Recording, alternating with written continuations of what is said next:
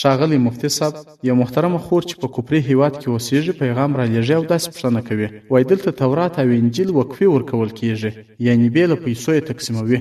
نو زموږ لپاره د تورات او د انجیل تلاوت کول روا دي که نه؟ محترم خور، ستاسو د همدغه پوښتنې په جواب کې به ووایو چې د اوسني تورات او انجیل مطالعه کول لوستل جایز نه دي، ځکه عیسویانو او یهودیانو په دغو کتابونو کې تحریف کړی، یعنې لاس یې پکښې وهلی دی. او بل د دوی مقصد دا دی چې مسلمانان نصرانیت او یهودیت دین ته تشویق کړي او د خپل حق دین اسلام څخه یې واړوي، العیاذ بالله. او بله وجه دا ده چې دغه کتابونه منسوخ سوي دي. د دغو په عوض کې الله تعالی زموږ د هدایت لپاره بل مبارک کتاب راولېږه چې هغه قرآن عظیم شان دی. نو فکار دا ده چې د قرآن عظیم شان تلاوت وشي او د دغو کتابو تلاوت کول ناجائز دي. والحجة على ما قلنا ما قال الشامي رحمه الله تعالى، واختار سيدي عبد الغني ما في الخلاصة وأطال في تقريره ثم قال: وقد نهينا عن النظر في شيء منها سواء نقلها إلينا الكفار أو من مسلم منهم.